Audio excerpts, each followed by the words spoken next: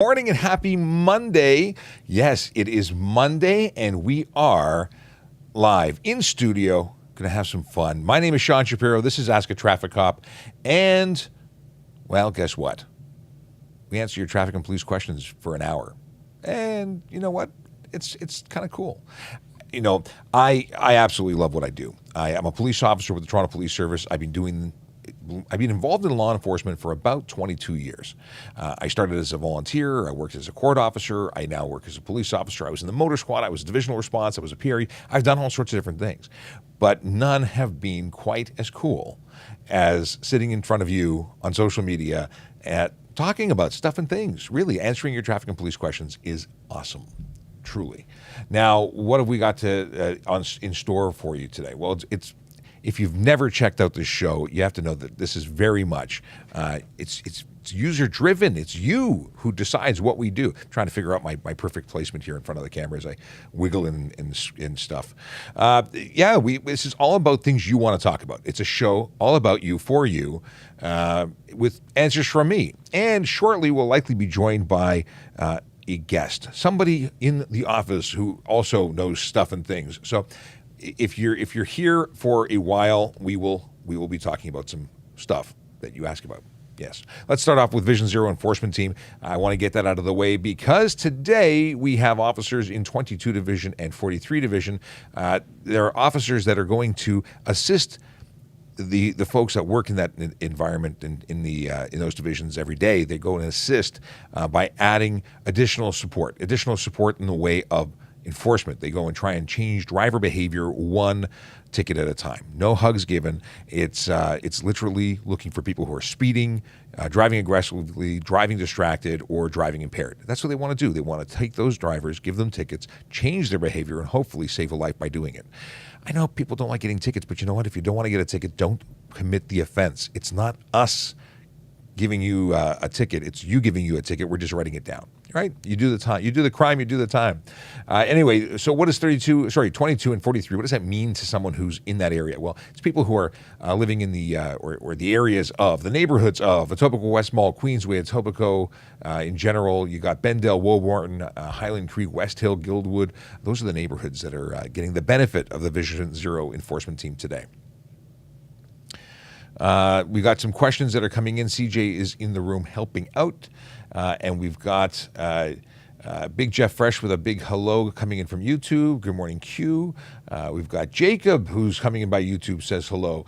And is 43 Division, is 43 Scarborough? Is 43 Scarborough? Is Highland Creek and Bendale and Woburn? I can't say those words right. Is that technically Scarborough? Well, I don't know. Anyone in Scarborough who wants to confirm, let me know. Cody wants to know, what speed is too fast over the limit? Well, any speed over the limit is too fast. You cannot go over the speed limit. It's a limit, not a minimum. It's the maximum total speed. It's not a suggestion. It's actually a hard line. If you are watching us right now, you should know that we're also and simultaneously casting or broadcasting on Instagram Live, TikTok. We are on YouTube, Twitch, Facebook, LinkedIn, and Twitter. Now, on Twitter, you can't actually ask us questions. And for the folks who are on TikTok, it's a busy place. And the Q&A, let me double check. I got a text poll, I've got a quick poll, but I don't have a Q&A, except for the one that asks me what food I like. The silly doesn't work with your questions. I don't think it does. Let's hit the button. Lightning Q&A. It's the only option. Questions for me, go. Silliness. I can't actually get your questions on screen. So if you'd like to get questions and you can't use the Q&A, use www.trafficcop.ca. That will take you to our Volley app space. It is a free space where you can send me text, you can send me video, you can send me voice, whatever works for you. We're happy to get questions from you in that way. Now, let's get back into questions from you coming in through the good old comment section. Chat. And Peter Gallagher says, good morning from Borden. But you're at base Borden right now? Right on. Are you actually on the base or just Borden and you're referencing the area? Either way. Okay. Radar. Do they work front and back or just the front? It really depends. That question really makes a difference as to whether you're talking about our police internal, like our vehicle-mounted moving radar. So we have systems in our cars that have front and back antennas that are capable of measuring your speed, whether you are passing us, you're approaching from behind, you're approaching us from the front, whether you're coming towards us or going away from us. Those devices, obviously, I've just said, get you any which way. If you're talking about stationary radar devices, depends on the municipality, depends on the equipment that they're installed and how they're configured. I don't know how everyone will cover you. My understanding is most of them want to catch you as you pass them. But that's because the majority of jurisdictions will have rear plate only, so these machines are probably designed for those, and then they're going to assume that the rear plate is what they want to capture. That's my assumption. I understand that they could be configured differently, and it depends. Yeah. All right. Did you ever think that when social media started booming that you'd use it as a way to educate people? Well, we've always used it as a way to educate people, but I never thought I'd be the one standing in front of the camera educating. That's just not something I thought I'd be doing. But super cool and excited that that it has become what I did. Now, this has been this was very much unplanned for me. I never forecasted this in my career goals. It wasn't on my vision board.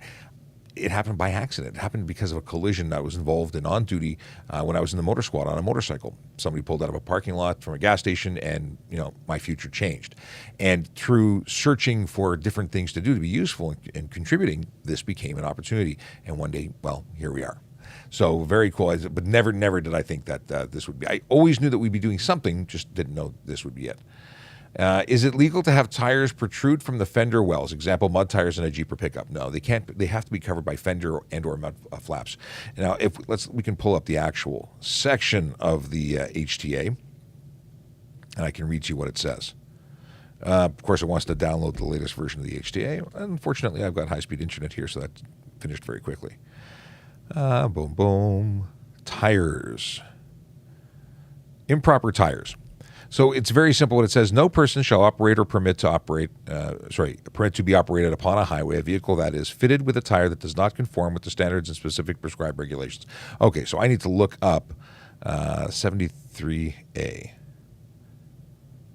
Applying the regulations, which may take more work than I want to invest into right now. 73A. 70 sub 3 sub A. Okay. All right, so we get into here. Prescribing, proving, do. It's a lot of words. I'm going to have to come back to it because it talks about penalties, but it doesn't get into the sections. I think I have to get into the actual regulations, which is a separate set of things, could take more work. But I will come back to talk about tires. And in fact, maybe we'll just make a video about it. Make note. Video, tires. I've been talking about it a lot recently. Discussing. It's been part of the conversation. And Christina, thank you. I appreciate the appreciation. What do we hear? How to change plate when moving from a province to another province. Which office? So if you are moving to Ontario or moving away from Ontario, you speak to their local Ministry of Transportation. So if you go to Service Ontario when you're moving here, you have 60 days to transfer your plates and apply for a local permit and change your license and so on. 60 days. And good morning to the 755 people who have jumped in the room. My name is Sean Shapiro. I'm a police officer with the Toronto Police Service. We go live here Monday to Friday answering your traffic and police questions. If you've got questions, we've got answers. You can ask them in the chat. You can ask them, well, just about anywhere. We're multi-casting, right, or multi-broadcasting. We're on Instagram, TikTok, YouTube, Twitch, LinkedIn, Facebook, Twitter. We're everywhere. And I see some questions coming in about radar detectors. And can I store a radar detector in its case in a glove box? Where? What is this question? It's scrolling. When not traveling in the States. When not so technically speaking, you can't have it in your vehicle. You cannot transport it anywhere in Canada, or Ontario, I should say. It cannot be sold, transported, nothing. And using it is usually how we figure out you've got it. We don't have a radar detector when it's unplugged in your glove box. But if it were to become seen, you could be charged for it. It's 2 demerit points, $170, and we do have full search and seizure authority when we do believe you have it in the vehicle. Again, if you're not using it, we probably won't assume that you've got one, but if you are using it or if you're being investigated and we believe you have it, we can search the vehicle for it and anybody within the vehicle. All right. Oh, here's a good question about police chargers being supercharged. I have no idea. We have a few chargers, but I don't know if they're supercharged. They are V8s. They are really cool, but I don't know if they have supercharges. Okay. How can an inward-facing camera to monitor a driver be mounted without being legal? If it's your vehicle and you want to view yourself, or if it's a company vehicle and it's mounting the viewed the inside cabin, I don't think there's anything that would suggest it's not legal. You can't spy on other people without telling them. That doesn't sound like a good idea. But mounting it inside your own vehicle or a vehicle you own, I don't believe there's anything wrong with it. I think with taxis, not taxis, Ubers, some of the companies made rules about that, but I don't know the details. It's not a HTA situation, but it is a situation when it comes to their own rules. Can they record the intent? But I don't know the details, not either, because it's not a police thing. I just remember reading about it or hearing about it in the news. Okay. Oh, there's a bunch of stuff that's come in. Is it legal to sit in your truck to take photos while driving? Well, using a camera while driving could be careless driving.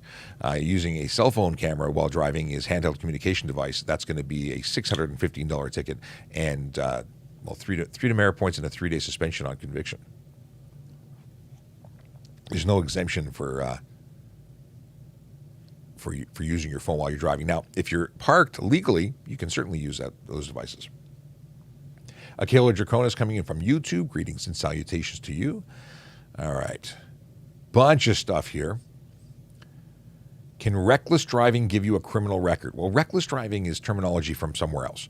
In Ontario, we have careless driving, which is an HTA offense, and we have dangerous driving, which is actually Canada-wide a criminal code offense.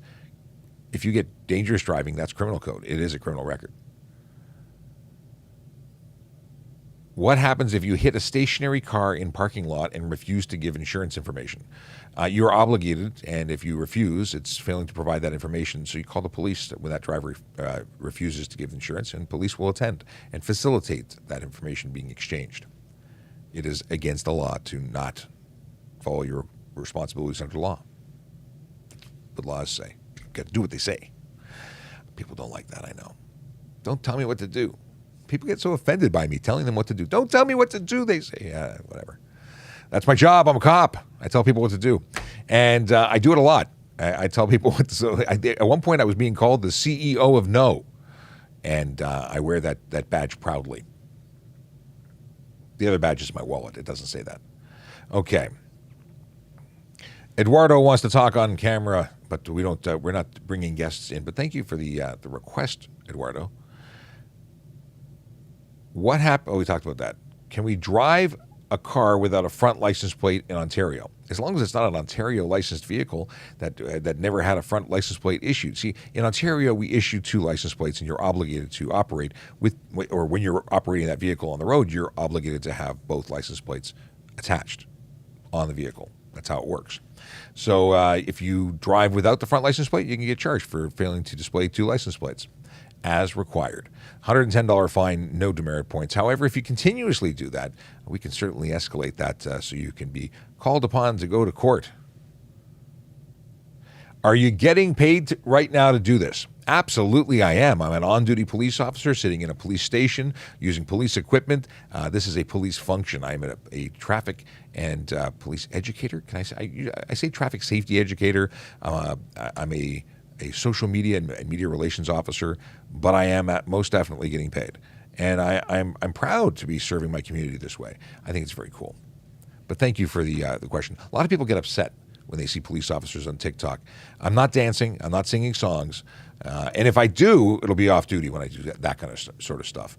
Actually, I shouldn't say that. Maybe we'll do some traffic dances. We have a traffic song. We play it. We're not going to play it now, but we do have a song, and that was performed on duty. But it's a song for the benefit of the topic that we're discussing: traffic safety, traffic law, and police stuff in general. Okay, we talked about police chargers being supercharged, and the answer is I have no idea. I wonder if that would. Why would they do that? Would they do that? Would we pay extra for that? Would it be more service time? I don't know. Is there a minimum age to be on a motorcycle as a passenger? No. They did discuss it, but it never got passed. The rule is that you must have both feet possible or firmly planted on the pegs, the floorboards, for the passenger. Now, you have to be wearing a proper helmet, and I personally have I determine what I feel comfortable with when taking a passenger, and that's someone I believe is going to be a good passenger. If it's someone who's going to be wriggling and I'm worried that they're going to fall off the back of it, I'm not going to bring them on. That's not a legal requirement. That's a me requirement. I had a friend who used to come on as a passenger on my bike, and she'd fall asleep all the time, and because she relaxed on a motorcycle. I don't want that person on the motorcycle because I was worried that they were going to fall off the back. But for kids, there's all sorts of different devices for buddy belts for holding on, and that's great. A sissy bar or a proper seat to try and keep them on, a good idea. Having them mature enough to be a good passenger is a requirement for me. Again, no age requirement. How long till a ticket gets dropped with no court date? So it used to be like a year before you could apply for an 11B. I think that was the deal. Now, I'm not a lawyer. I'm not giving you legal advice, but I think it was about a year. And that, I believe, was doubled because of COVID, and I don't know what the courts are seeing as too long now. You can certainly make applications saying that it's been too long, but that doesn't mean that it is too long, and that'll be up for the courts to decide. I had a ticket that went up 4 years after I wrote it. That was dropped. 4 years is a long time. Do we need to buy parking ticket every time if we are doing an Uber delivery? If you are parking, actually, there's a question for Aaron, who's close by. I don't know if you want to jump on mic or if you want to just shout the answer over, but the question is, do we need to buy a parking ticket every time if we're doing an Uber delivery? No. The answer is no, but are we getting a more, I think we're getting the whole rundown here.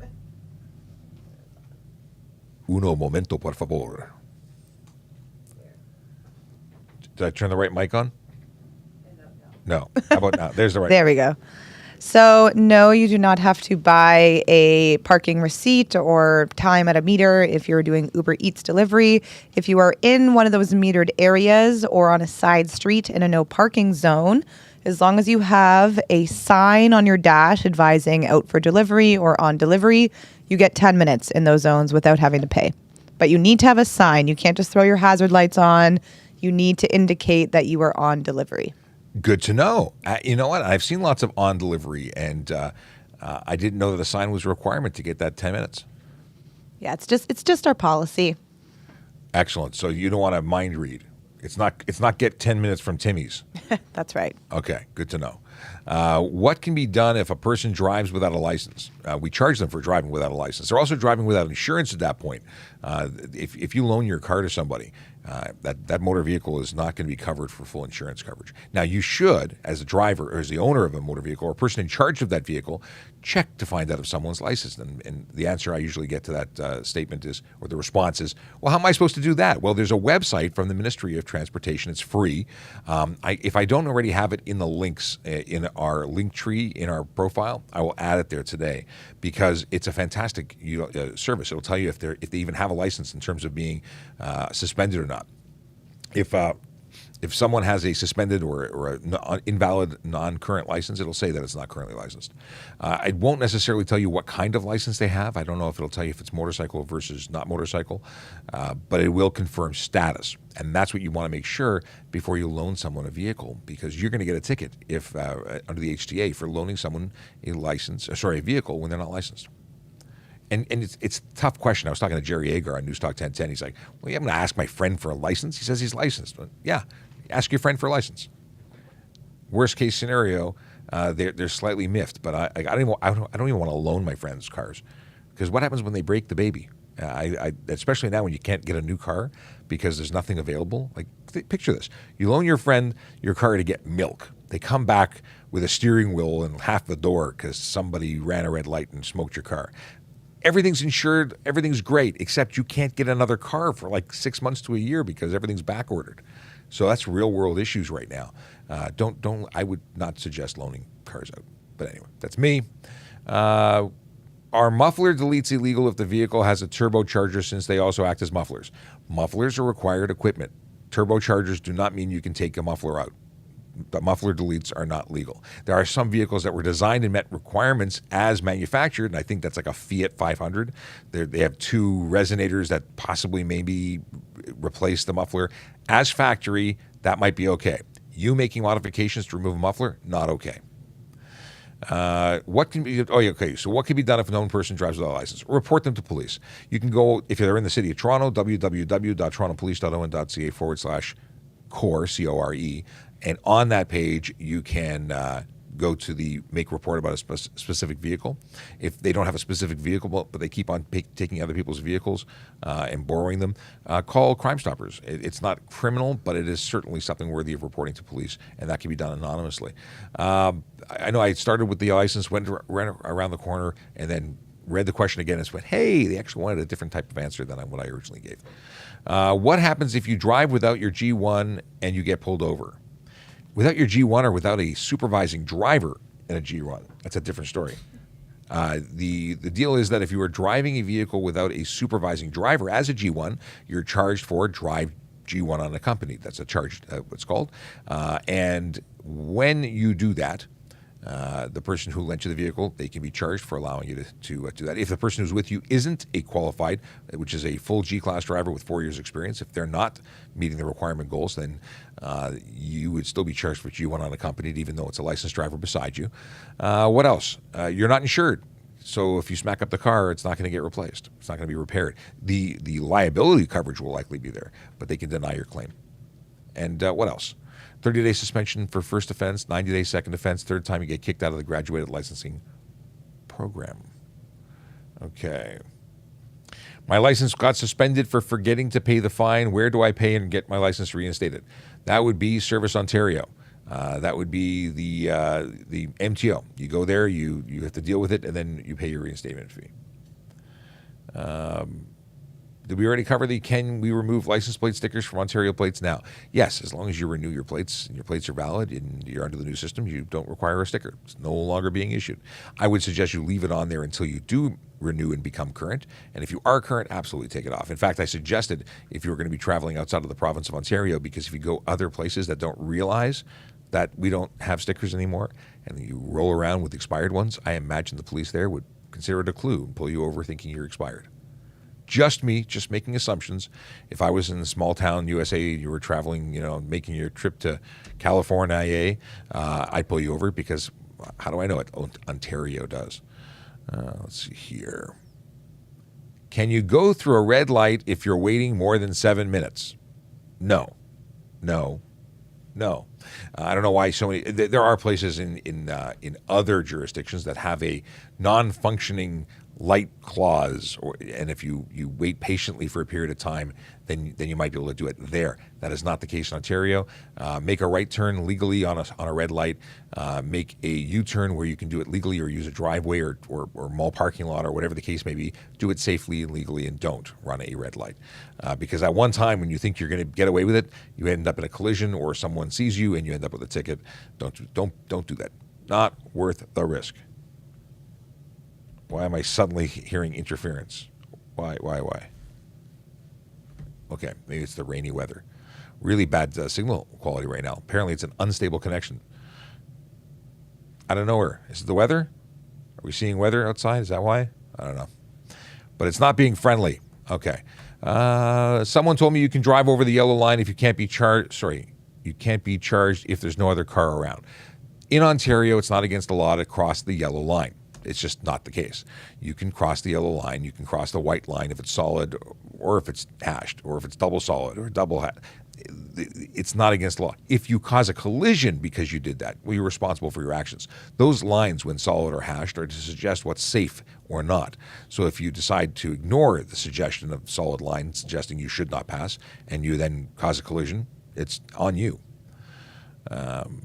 And yeah, trust in the lines. You need to be very confident in what you're about to do, not because you've got a fast car, which, by the way, if you're speeding to pass someone, you're breaking the law, just in case you thought you were allowed to. You're not. Yeah.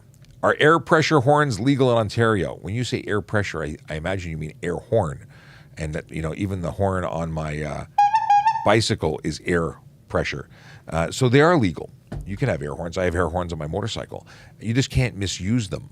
for the purposes of creating unnecessary noise. So honking at someone to identify an issue, to warn that you are coming, to whatever the case may be, for a legitimate purpose is legal.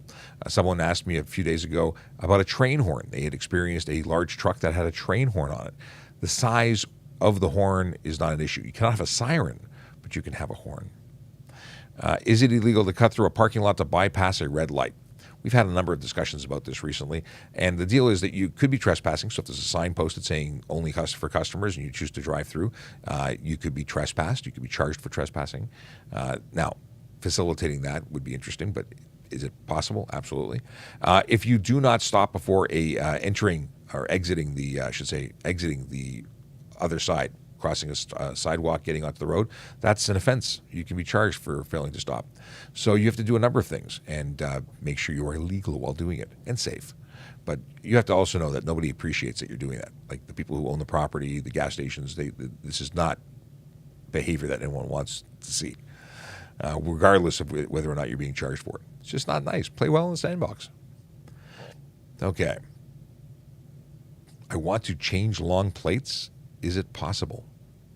What long? I don't know what we're talking about. Long plates? Is that a typo? Is that what you really wanted to say? Because I have no idea what you're talking about.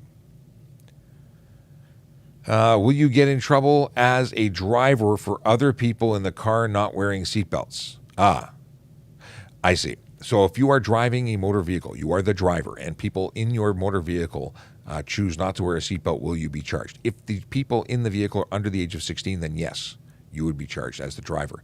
If everyone in the car is 16 or over, they would get their individual ticket. My rule is, if you do not put your seatbelt on, I do not put it in drive. Thus, you won't be with me. I have rules. Because if I was in a collision and you ended up dying because of the collision, but you chose to do the stupid thing of not wearing your seatbelt, it's still going to affect me. I have no interest in having you in my vehicle if you don't want to follow the rules. And that's a me thing. It's a decision you as the driver need to make. That's the decision I've made. My father's the worst offender. He will sit there in my car. Now, aside from the fact that I don't want someone hurt and have to deal with the issues that come from that, I don't like the sound of the bing, bing, bing, bing that is nonstop. So that's another reason. On top of safety, I just can't stand the sound. Yes, I know. That is possibly one of the worst sounds ever created. Parked car in mall. How do I get access to their cameras? Parked car hit in mall. So your parked car was hit when it was parked in a mall parking lot. Talk to security. They may not give you the cameras, but they will at very least be notified that you're reporting it to police and you're requesting their information and timestamps and that you hold the video. But talk to the security. They might give it to you, but you talk to their security team. Certainly, that is good stuff to have. Sadly, very often it's not enough information to show identifying markers on a vehicle for the purposes of going after their insurance. That is part of that risk when you are driving. Ryan George is asking me questions about someone I do not know, so I couldn't answer the question. I'm underage and drive a dirt bike on a park. What would happen? So underage or not, if you're operating a vehicle that's prohibited for use inside of a park or on a road, depending on your age, you're going to get charged. And if, at very least, if you're not criminally responsible or you're not responsible because of your age, they would charge you but serve your parents. So that would be a thing. Ryan George, I don't know who you're talking about, and but I'll ask you to stop sending messages because you're asking me stuff I don't know about. Apparently, Ryan's friend was assaulted, and or at least the suggestion is that they were assaulted. Yeah. But I have no idea what you're talking about. Okay. What do we got here? Can you get your license plates pulled because your ownership color is different from your current ownership color? Oh, I see what you're saying. Your vehicle ownership doesn't match. No, you get charged. It's a $110 ticket for failing to update your license plate information. So you have 6 days after wrapping or painting your vehicle. 6 days to update the ministry, and beyond that, it's a $110 ticket. Could you eventually be? I mean, if you continue now, it wouldn't be a lose your license plates things. It would be a 104, sending you directly to court, a summons to court to go talk to a JP why you choose not to update your information. But that's a different story. All right. Is it legal to drive a Jeep with doors off? So yes, it is legal to do that. Jeeps are designed to be operated without their doors. So if you decide to drive without those doors, it's the same thing as a Bronco. They're removable doors. The vehicle was designed that way. It's considered safe. You can do that. Okay. All right. Emails coming through. What's the maximum speed you can pass on the highway? The posted speed limit. That is the maximum speed you're allowed to speed. Speed. Max. Stop. No more. It's not a minimum. It's the maximum. I don't know why this is so difficult to understand for so many people. But many people share your question. There's a general lack of consideration for speed limits. A lot of people just do what they want. And then they get shocked when they get speeding tickets. What is this? Somebody here. Oh, we're in the chat. We're getting a lesson about God, and we'll just ask them to leave to quiet the room. They're going on and on about things. Spamming. Please don't spam. Okay. Can EV cars drive on the HOV lane with only one person in the car? EV cars, or cars that qualify, like what is it? There is another type of fuel source, and I can't think of it right now. It's block. Yeah, block. You can, if you have a green plate, if you qualify for a green plate, you can drive a motor vehicle in the HOV with only one occupant. So motorcycles qualify for it without the green plate. You have electric or hydrogen. It's hydrogen-powered motor vehicles. Those are the ones. Those qualify for green plates too. Plug-in hybrids also qualify. Now, the vehicle doesn't qualify for the HOV. The HOV lane or the green plate qualifies. So you have to have the actual green plate affixed to your vehicle in order to drive in the HOV. If you have a custom plate because you really want your favorite baseball team represented on your license plate and not the green plate that does not currently is not made available in green, you can't actually use the HOV. Your ticket to enter is specifically the green plate. What's the difference between OPP and a municipal department? One is provincial, and they have stations all over the province, and the other one is municipal, and the jurisdiction is smaller. Now, we are police officers and have the powers of police throughout the entire province, but our focus and our duties are different. Like Toronto focuses on Toronto. We can, on occasion, do things in cooperation with other services or work on projects outside, but it's different than OPP, which is in Ontario, or at least in the GTA, focused on traffic alone, and they handle municipal functions and by contracted to smaller communities that can't afford to have their own police services. Okay. Let me see here. I have a mission. Hang on a second. There we go. Oh, no, I missed. They scrolled away. Apparently. Standing by. Oh, there we go. Bye-bye. Yes, there was somebody who was being not nice. Oh. No, that's not who it was.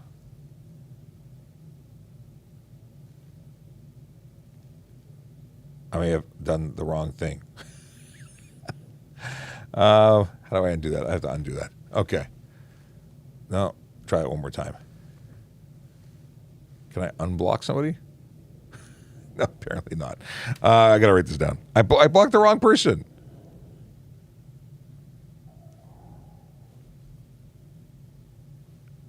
I will fix that. That's bad. It looks it was almost the same name, but not the same name. My apologies, folks, if you're watching. Well, you are watching. Otherwise, you wouldn't hear me apologizing to you. But, yeah, I'll have to go back and get rid of that person after. Okay. Rules on driving a golf cart and drinking while golfing. It's against the law. It's a motor vehicle. You cannot do it. You can be charged with impaired operation. I know that's also surprising because many people just golf so they can drink and drive golf carts. It's against the law. I don't golf. I don't understand golf. It always reminds me of George Carlin, who had a quite an interesting and entertaining spiel about golf. I I can't say this because it goes along with a number of words that I can't use when broadcasting, at least not while wearing a uniform. Anyway, can three-wheelers be insured in Ontario? When you say three-wheelers, do you mean trike motorcycles? Because then yes. If you mean ATCs, those things that were banned because they hurt people, I would assume no, but I don't know. If you lend someone your car, you're also lending them your insurance in Ontario. Yes.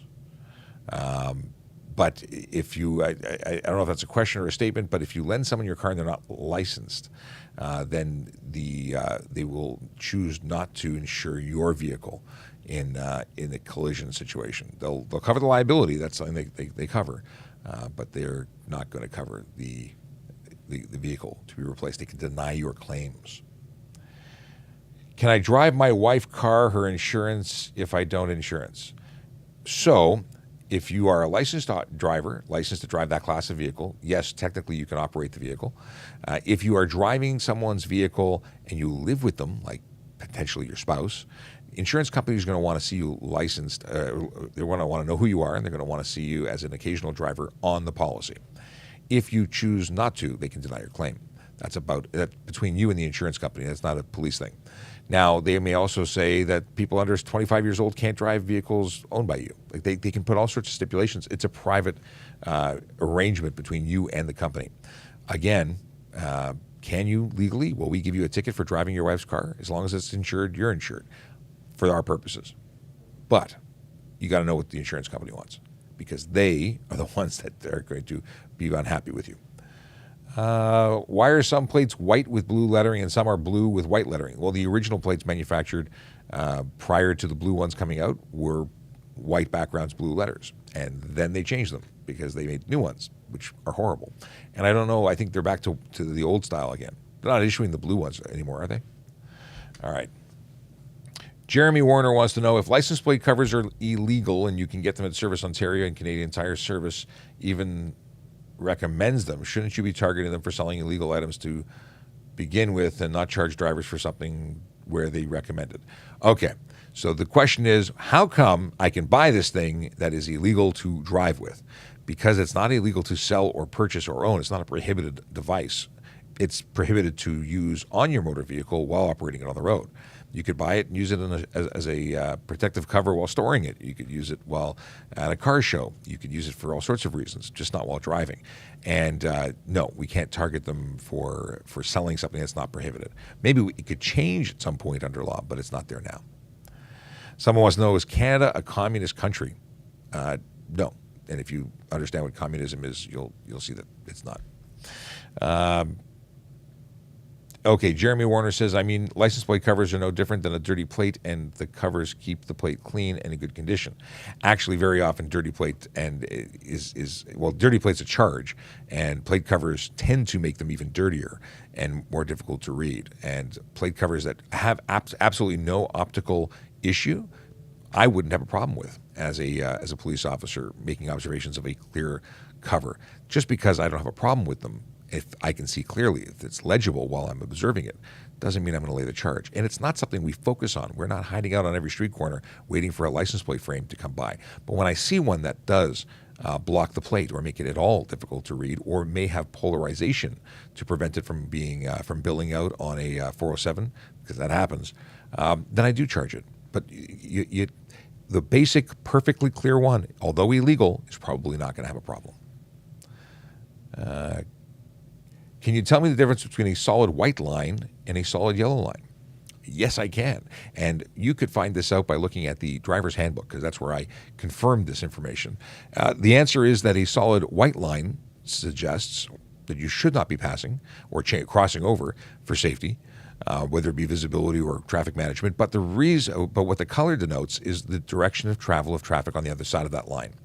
On the other side of that white line will be traffic traveling in the same direction as you, whereas a yellow line suggests that the traffic traveling on the opposite side of it will be traveling towards you. So that's a big thing to know. Yellow line means it's coming at you. So be careful, because you might find bad things happening if you stay there. And you're very welcome, Jeremy. Okay, tint exemptions. Do they exist? Tint exemptions like what? You can have the legal limit. There's no medical exemption. There's no exemptions of any kind in Ontario. Now, medical exemptions in the States, I've heard in Florida that you could get windshield tint with a medical exemption. That does not exist here. Are tow hook license plates legal in Ontario? License plate adapters mounting to the tow hook, I don't see any issue with them at all. I've not found any laws to suggest otherwise. They, I think, are a great alternative to mounting or not mounting a license plate, because there is an offense for that. Center versus offset, there's nothing stipulating that, and some cars are manufactured with an offset license plate mount, so I see no issue with it. We have max speed limits. Why don't we have minimum speed limits on our major highways? You know what? I don't know. I've seen minimum speed limits. I've seen them in other provinces. I think they're a great idea. It makes it very easy to interpret. Whereas we do have a charge for unnecessary slow driving, but the way that that's applied is based on observations of the officer. Are they impeding traffic? Is there a reason for them to go slow? You know what? We want people to drive slower in the right lanes, not in the left lane. That's not because people are allowed to speed or go fast in the left lane, but it's all about management of traffic. And there are now signs that are up in certain areas saying slower traffic, move right. And if you don't, then that's supporting the concept of charging you for unnecessary slow driving. All right. Can you have a dog on your lap while driving? No, it's careless driving, or very least it could be drive while crowded. Either way, it's dangerous, unsafe, and illegal. Dangerous being different than unsafe, but both are illegal. If a car puts on a right turn signal and doesn't end up turning, and it T-bones a car, who's at fault? Oh, that's a great question to throw at Sergeant Campbell as he sits down unprepared for the questions. If a car, by the way, hello. Hello, how are you? I'm doing well. We are having fun with traffic. Happy Monday. Yes, it is, and I am happy on this Monday. It is a nice break to be indoors and relaxing under this nice fake light. Well, you know what? If you look outside, there is definitely no light out there. It's kind of miserable and wet and dreary. Oh, then definitely good to be indoors. Yeah, absolutely. Well, it's not as good as being like under the covers, catching up on rest. But we have questions that are so good that how could you resist? We have to take care of them. If a car puts on a right turn signal and doesn't end up turning, and it T-bones a car, who's at fault? So they signal but don't actually do what they say they're going to do. And then the other car is making a turn in front of them? Or you'd have to know that. Doesn't end up turning and T-bones a car, who's at fault? I'm assuming by T-boning, and if they're going straight, they have to be. Then the car turning would definitely be at fault, whether turn signal on or not. Yeah, because they made the assumption that you were going to do what you said you were going to do, and they're responsible for completing their movement safely.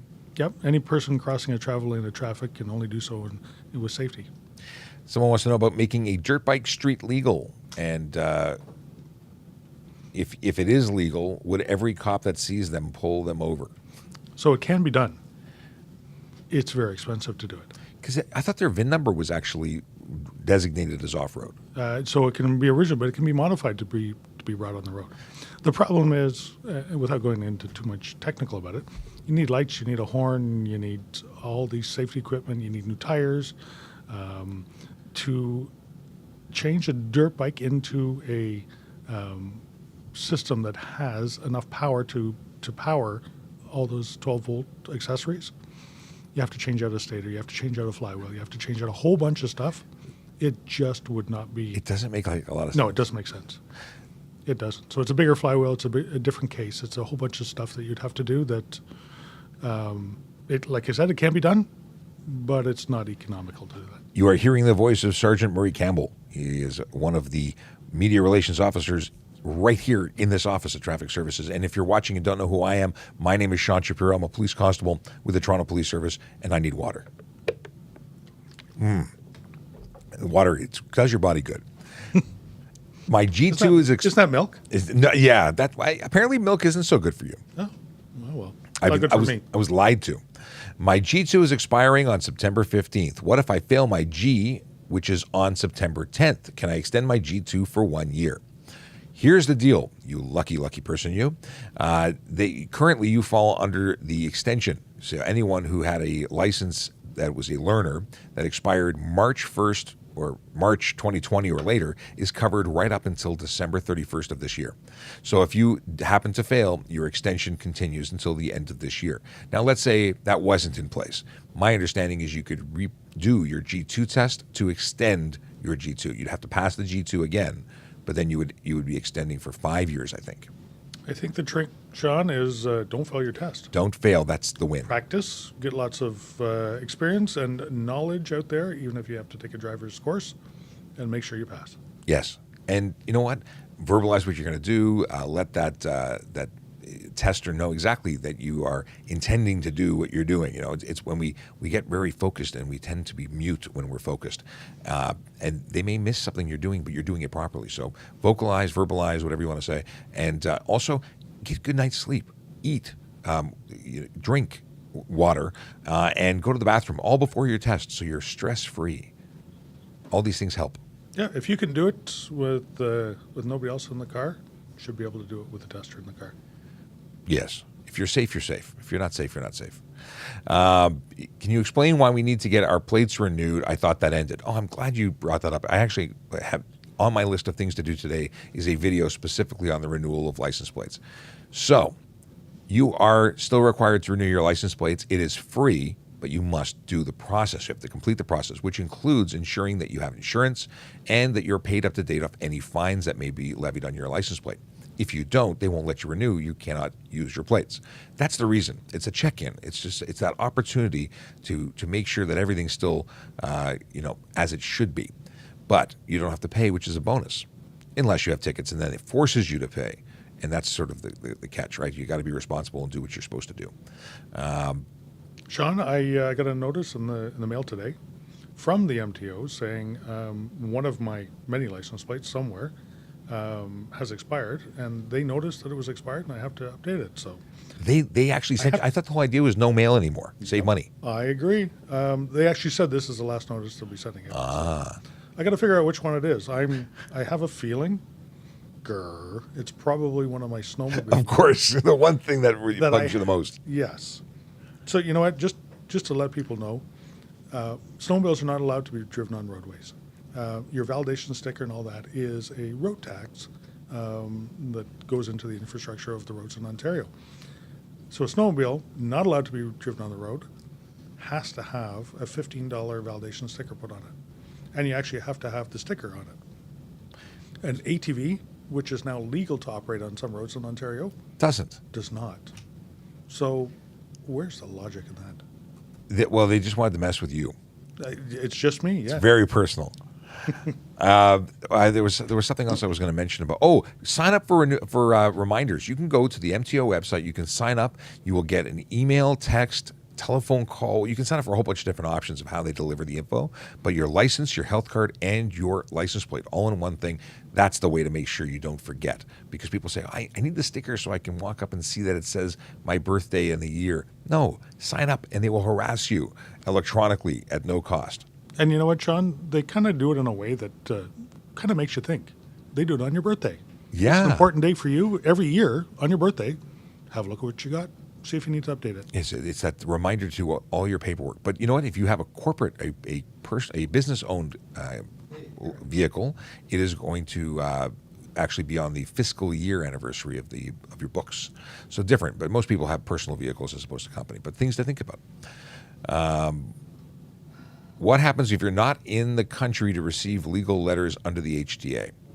So if you are living elsewhere, then you should be updating your driver's license to wherever you are living. If you're on vacation, they'll be waiting for you when you get home. If you've moved, then your license should have been changed to wherever you live. And you know what? Under certain sections of the Highway Traffic Act, you're deemed to have received it within 6 business days of it being mailed out. Yes, so you're still held responsible. You ought to have known. Hopefully, you would have someone who lives at the address that you've provided letting you know, relaying information that you are wanted or what have you, that your attention is needed. Maybe wanted isn't the right word. Yeah, I was going to say, that's a little... We don't normally send a letter out saying you're wanted. It's like, hi, please turn yourself in. Okay. How do you feel about Waze and police trap reporting? Well, Waze doesn't only report police traps per se. It's police activity or police presence. And very often that's very helpful. Like if we're working on a collision and we're out there working, we'd love for you to slow down or avoid the area. But it's not illegal to report police presence and activity. It is illegal to interfere with speed measurement. And that's different. If you are using a device that alerts you that we are measuring speed or prevents us from measuring speed, that's illegal. That's very different. Kind of like a radar detector? Radar detectors, jammers, those things, yes. These are favorites of ours to find. And we do find them more often than you think. Crystal says, good afternoon. Good afternoon, Crystal. Good afternoon.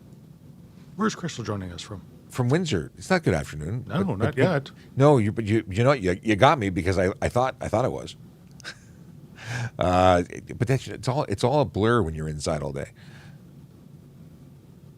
Okay, what do we have? Can you put glowing lights on an e-bike rims at night for safety? Yep. Can we do it? Can you do it? Can you have light projected on an e-bike? I don't think that improper headlight charge would fall under an e-bike. So I think you could potentially, possibly. I may think something different.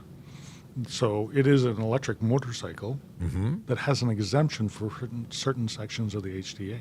Interesting. So I would say if you're changing the light, projecting a light forward, backwards, different from a bicycle, and almost the same as a bicycle because you can't have a red light facing forward on a bicycle either. So color specific makes a difference, absolutely. Yep. You think it's for safety, but I would argue that wheel lights. Now, it also depends if it's projecting or if it's illumination. If it's a low powered light as a marker, a reflector, that might be okay.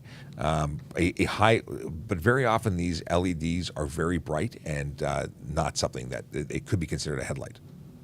So it depends. It depends. We have to see it. Today, and we're conducting a little experiment, and you're welcome to join us. I am going to be shutting down this live, but we're going to come back at 11 o'clock. We're going to just test out a later time slot. So we're going to continue right through, but we're going to shut it down and start it up again and see what happens. So if you want to bring your questions, please feel free, but we're going to shut this down and start it up again very shortly. And actually, if you're on YouTube, we're going to keep it going. We'll just keep it running. But if you're on TikTok, we're going to shut it down because we want to see what the algorithm does. So come on back in 5 minutes, 8 minutes. But we want to have a clear gap between the 2 hours. So we'll be right back. So there should be a commercial break or something. Yeah, maybe we could play a song or something. I think we can play a song. See you in a few minutes.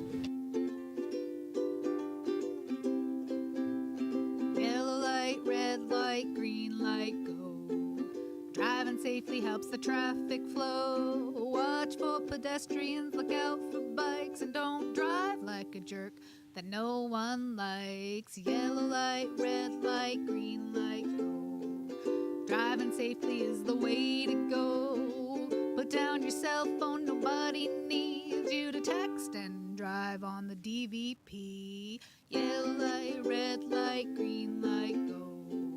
Stop at stop signs, look both ways, then go.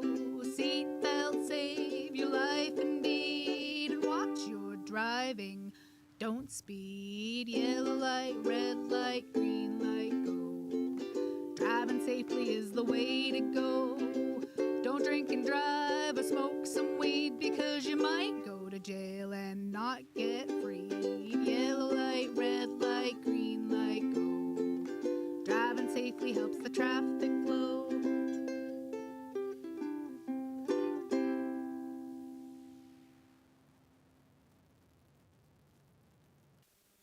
We'll be right back.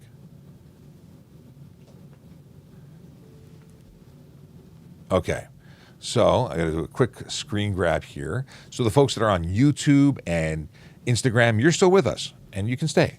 You're welcome to stay. I am just taking some stats and screen grabs of those stats, and right at 11, which is 6 minutes from now, we will do it all again.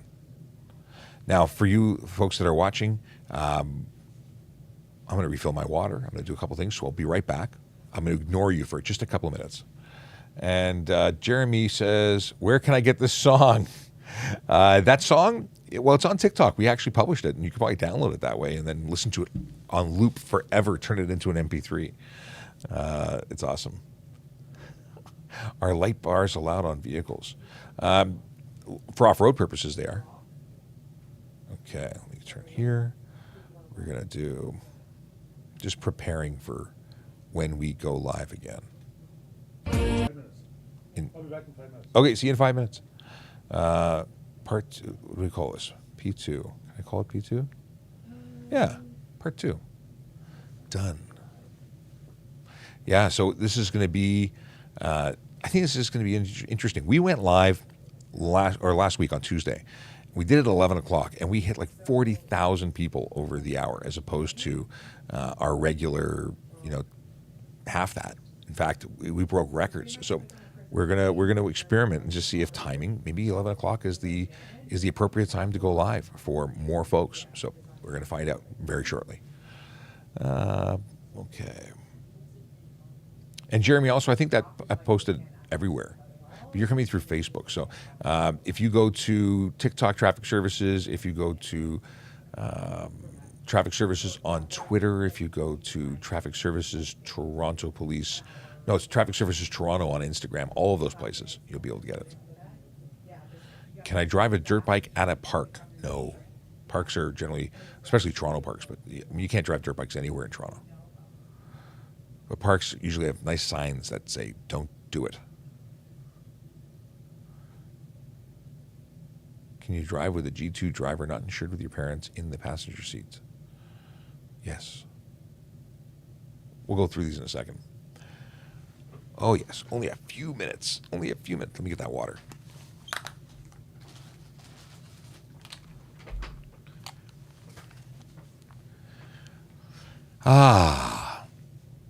Things on Mondays to throw curves at stuff. What's going on here? Fatima wants to know questions about Russia and Ukraine, but I don't have any answers about that. So it's unfortunate that that's going on. Obviously, we don't want war. No one does. Okay, got that. It's a quiet place today on our platform there on Volley. Okay. Just waiting until 11 o'clock. Just waiting for that time to tick. And then we'll get it going again. I wish I had a song. No, we played the song. We can't play the song again. That's just too much. Let's have a look at what's going on in the chat. Okay. Johnny wants to be in my video. Johnny, I don't take anybody into the videos. We tried it a couple of times, but it does make for some awkward making sure that nobody says anything that shouldn't be said while we're on a police channel.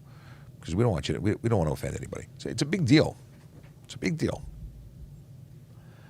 And we're approaching 594,000 followers on TikTok. That's pretty wild. It is always interesting to see how these things go. Let me turn that a little bit there. Okay. 500. Oh yeah, I got to turn it around. What is this subscription business? I got subscriptions bothering. Can I not turn off subscriptions? You can set up subscriptions. I don't want any subscriptions. How do you organize a ride-along? If you are looking to become a member of the Toronto Police, you could talk to a recruiter. You could talk to a police division that you're looking to become involved with. There's lots of options. Lots of options. But generally speaking, through a recruiter would be a good idea. If you're a member of the media, that would be another way to do it. Yeah. What do we do if we see? Oh, littering. Littering bad. Okay, we'll talk about these things in a sec. Almost there. Almost there. Just another minute. This will be the first ever 2-hour episodes. I don't think we've ever done a 2-hour episode. An hour and a half we've done. 2 hours? We're going to see how my bladder holds up.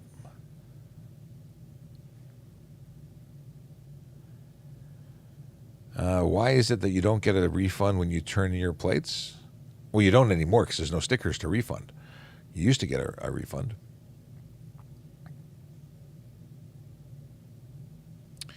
Oh, did you get that? Cool. 11 o'clock. Going live again.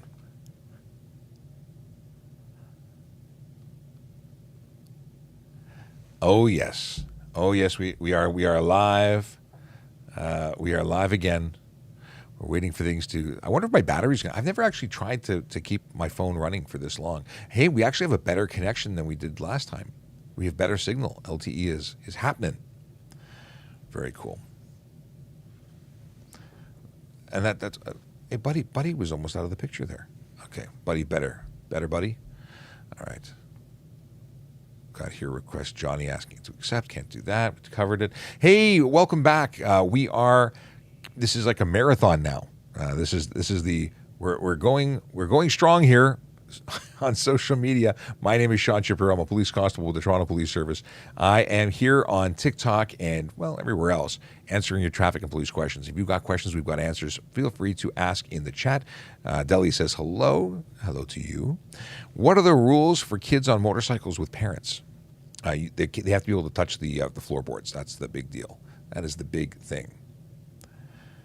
And Deli says, good morning, sir, and everyone else. Good morning. Welcome back. Thank you. This is an interesting experiment as we continue on from 11 to 12. This is definitely a way for the day to fly by. Well, we want to see what the best time of the day is to be live. So how do you do that? You go live at different times in the day.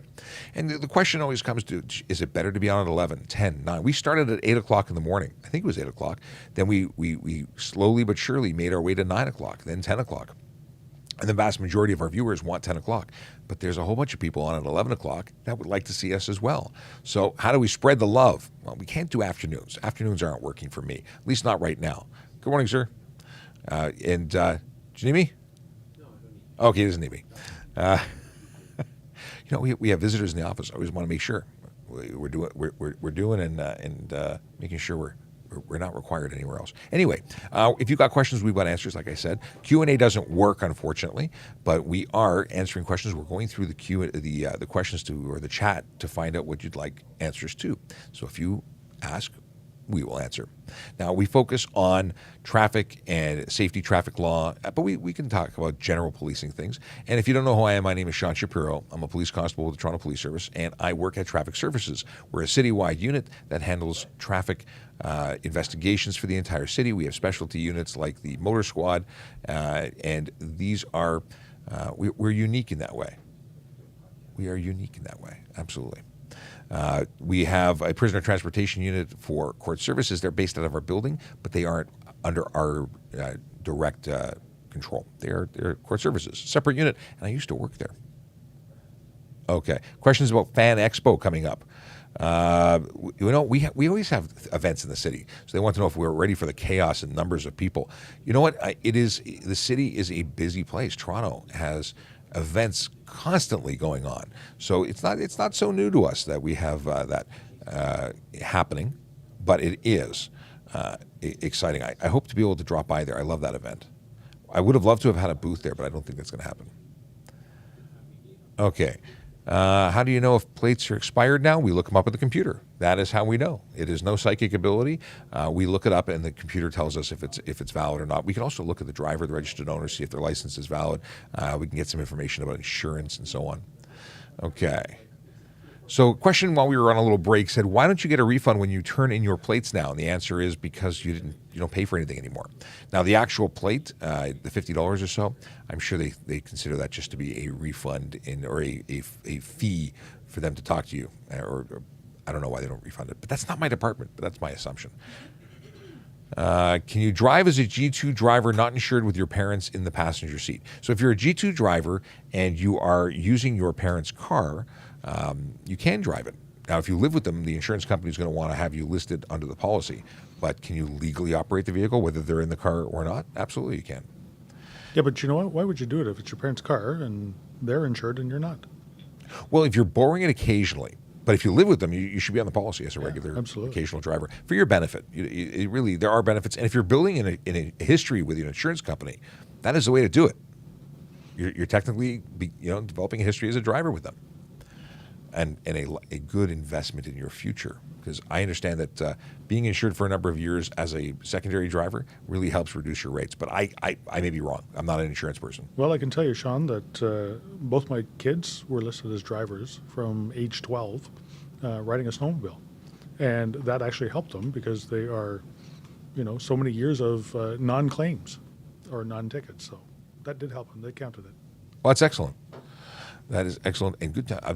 My kids have never been on snowmobiles, but they have never driven anything except bumper cars recently at Wonderland. Love the bumper cars.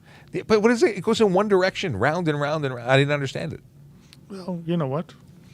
Can you imagine that one guy going against the grain? It'd be funner. You mean my daughter? That's exactly what she did.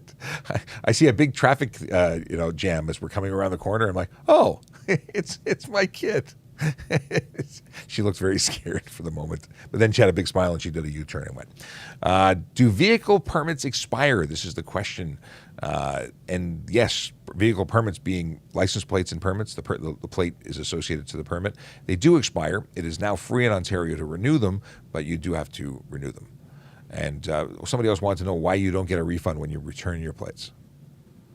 I think you can, actually. Well, you get a refund for unused validation, but they don't give you a dollar amount for the actual plate property. No, they don't. And you have to buy them to rent them from the ministry because they're owned by the ministry. Yeah, you're just the right to hold on to them. Yeah. What can we do if we see someone littering out of their vehicle? You know what? You could make a report to our online report center. That's www.torontopolice.on.ca/core. It's for driving complaints, but you could make a report about littering there as well, I imagine. Yeah, you know what? There's a bylaw that doesn't allow you to litter, but there's also an HTA offense for depositing refuse on the highway. I've laid a number of those. I had one person, I was monitoring a stop sign for stop sign stopping, or those who chose not to. And I watched that person go through in a white panel van, cell phone in one hand, cigarette out of the other hand. And as he ran the stop sign, he threw the cigarette out the window. I charged him for all three. Absolutely. Yeah. That was. You know what? Littering is pretty disgusting anyways. It just dirties our city and makes us look bad. But then some people take the notion that it's okay to put something that's on fire and throw it out the window. You know what? Being a motorcyclist like you know what? That could cause a serious crash had that landed somewhere it shouldn't. It hurts. I've been hit with lit cigarettes before. It's not fun. Yeah, absolutely. Is it legal to drive without a hood on your car? We talked about this before, and I believe it is. That it is illegal because it's a safety thing. You hit a pedestrian and you have an open area on your hood. I believe it fails safety at that point. I think you have to have a hood. I'm not sure it does. I don't know if it would pass safety, but I'm not sure. There's no specific offense for not having a hood. This is true, but I think it would fall under the unsafe. And I think that the old Model Ts and whatnot, I think those would be exempt because they were manufactured that way. But I don't think that the modern vehicles. I see, and I saw one driving yesterday. I also saw a guy on all fours with a chain around his neck, pulling his car backwards in a parking lot in Vaughan. He was exercising. He was crawling backwards, pulling his car with his head. It looked painful. I have nothing to say to that. I can't even make it. I mean, I got nothing. I wanted to have a conversation. I was with my kids. Otherwise, I would have absolutely gone to talk to him and say, why? And then he had to push. He got to a certain point, and then he pushed his car. And I was actually scared. I thought the car was going to roll on top of him because it looked like it was on an incline. Anyway, bad. I wonder if there's no, not on private property. It was like for having a car in gear without a driver in it. Like, it just looked like a bad idea. Accident waiting to happen. Okay. In Ontario, what is the legal height for personal vehicles like lifted trucks? So there's a couple of things at work. 1 3-inch body lift kit is the maximum for safety, according to our mechanic friends. And if you look at the what's it called, the passenger and light truck vehicle guide, which actually stipulates all of the minimums, maximums, and so on. It's covered there for body lift, but there's actually a headlight maximum and minimum height from the road. And that is where you're going to get really considered unsafe at that point under the headlighting. You wouldn't qualify for a safety certificate. It would be unsafe and you could be pulled off the road. And that is a very specific number to which I don't know the answer to. All I know is if you're making it too high, you're probably also making it too wide, and you're likely just an illegal vehicle. I'm waiting for a response, but I don't hear. Once again, I don't know the number as well. I don't know the number, but I understand that you had a conversation with an enforcement officer from the MTO. yes. And that's where you learned that. I didn't know that either. I didn't know the headlight distance from the roadway. I minimum and maximum, and I am absolutely I'm amazed at how much there is to learn that I still don't know. There's always something new going on. If you tighten those screws, it'll probably stay in place. I got a screw loose. We all do. What do we got here? I think this is supposed to be when you get a full G, will you get a new license mailed to you?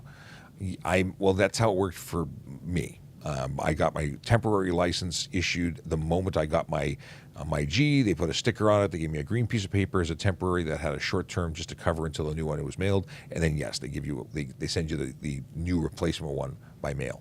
And you know what? Just as a reminder, when you do get the new replacement, destroy the old one. Yes, you can't carry multiples.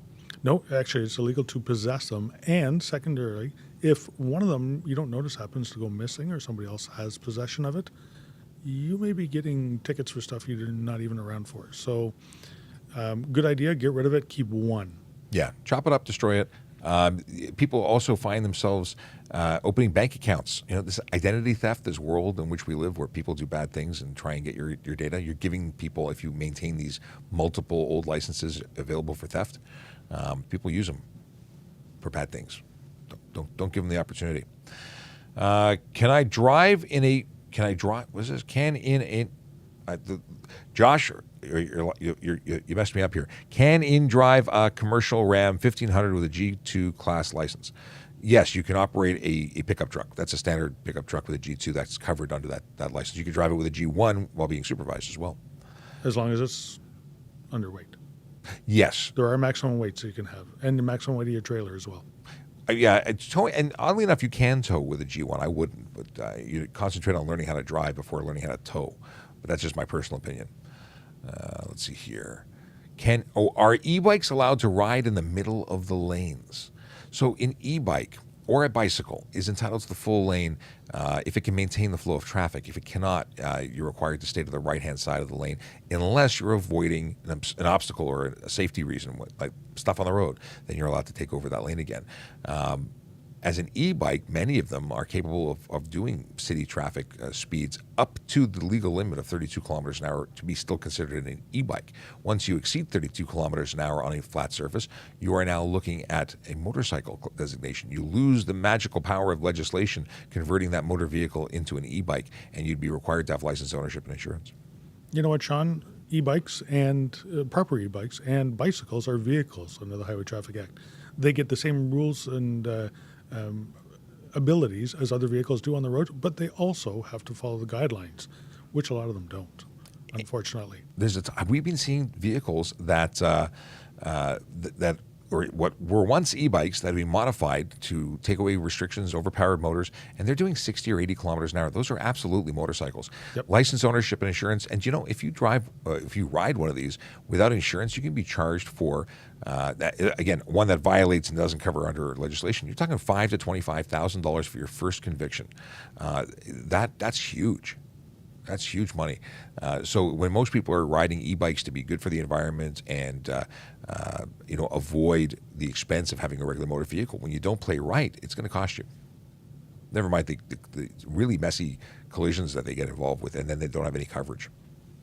People do get hurt. I was out in my personal vehicle and had the opportunity to see somebody that had to do a bicycle conversion, and it had a little gas engine on it, and this guy was motoring. Because it's a motorcycle. It is a motorcycle. It's 100% a motorcycle at that point. And to make matters worse, no helmet, nothing. Oh, because why would you? It's a bicycle, right? Right. Listen, I'm an advocate for riding with a helmet, even if it's a bicycle that you're pedaling at low speed. Head injuries are serious. A minor impact can make serious damage, can change your life. So if you're going to ride a bicycle, please wear a helmet. I go with my kids. My kids will yell at me if I even move my bike without my helmet, which is good because I've essentially raised two small police officers. They just haven't got badges yet.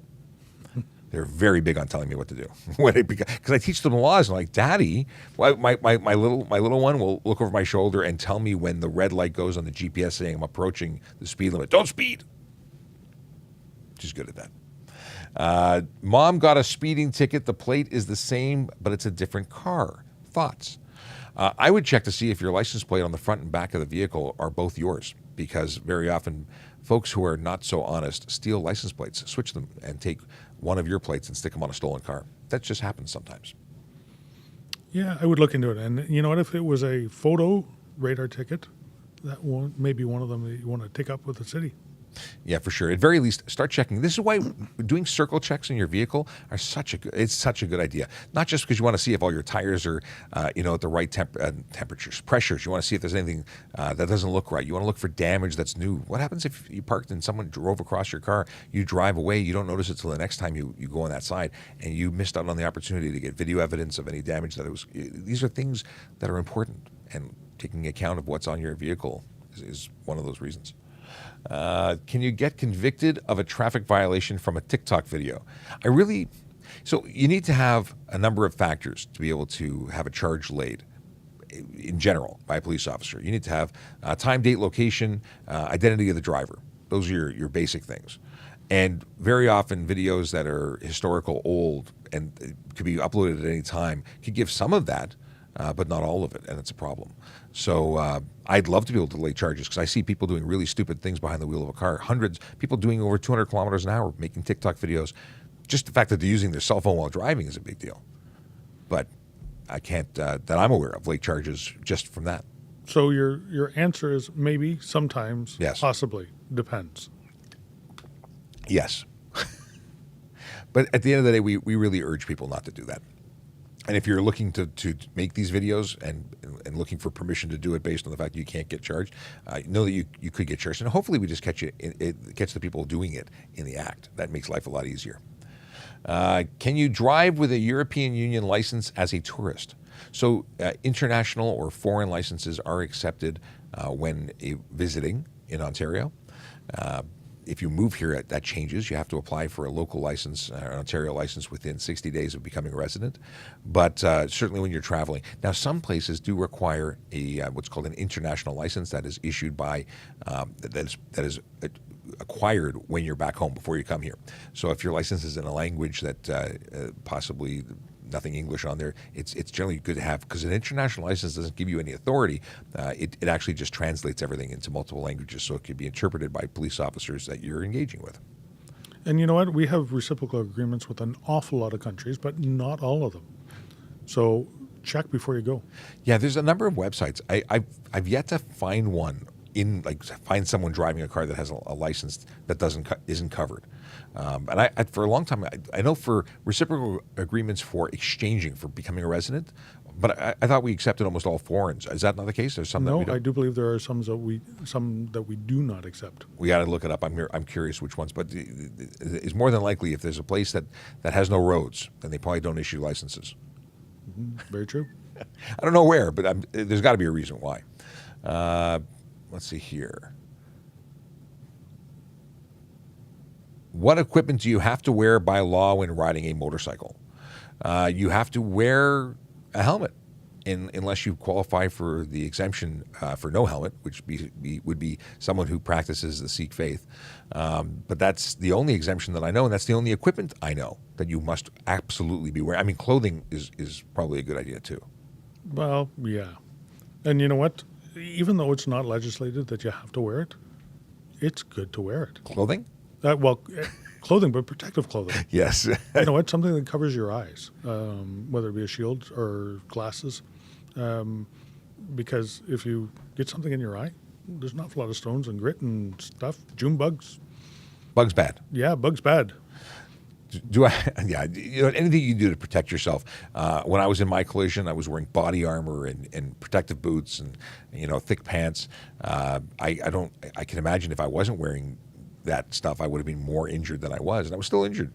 So, less is not better. More is better when it comes to safety stuff, even if it's not required legally. Question coming in says, do I have to wait until pedestrians fully cross before turning? Please answer. So at a signalized intersection or an intersection in general where there's a crosswalk present, you have to yield to the pedestrian. You can't interfere with their movement.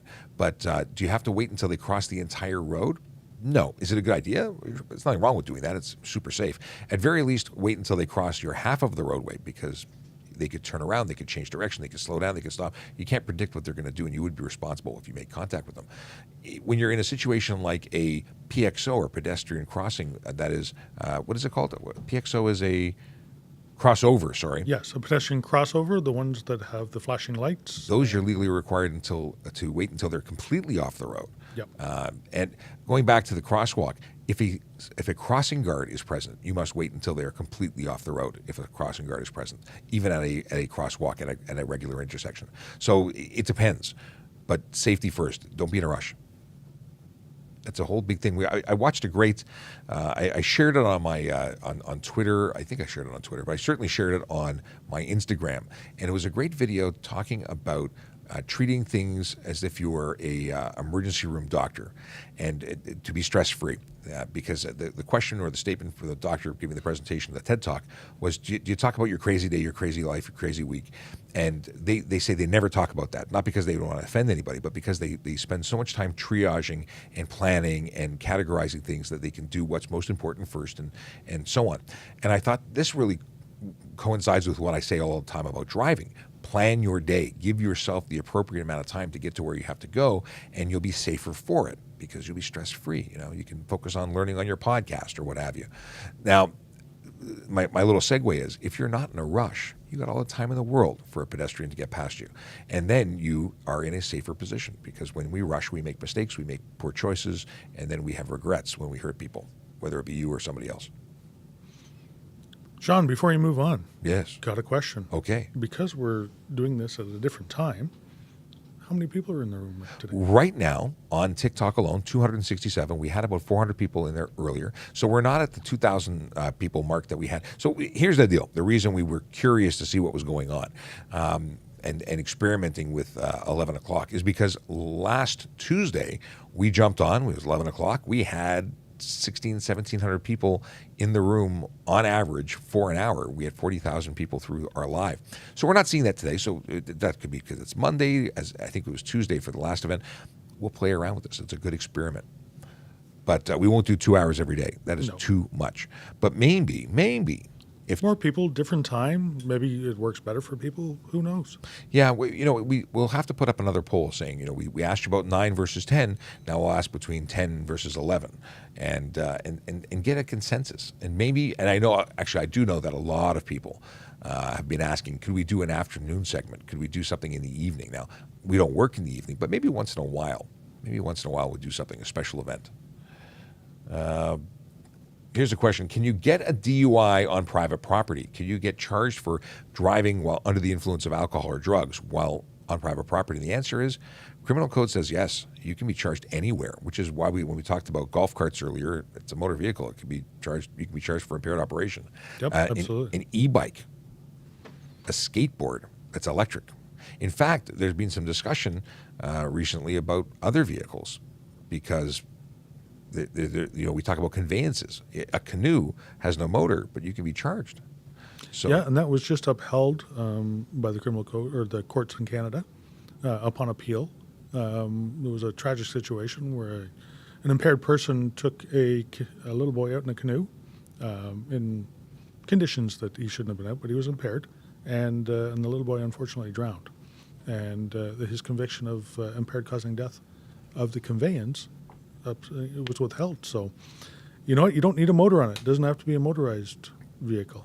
So, yes, anywhere, and almost now anything. I don't think it's been tested yet, but it leaves you open. So if you're going to consume drugs or alcohol, you're going to be held responsible for what you do, and certainly you could be charged prior to doing anything, like if just on the operation side of things, and in motor vehicle situations, certainly the not operation, but just having care and control. Yep. It's a very interesting thing. We're always paying attention to what the law is doing because it changes.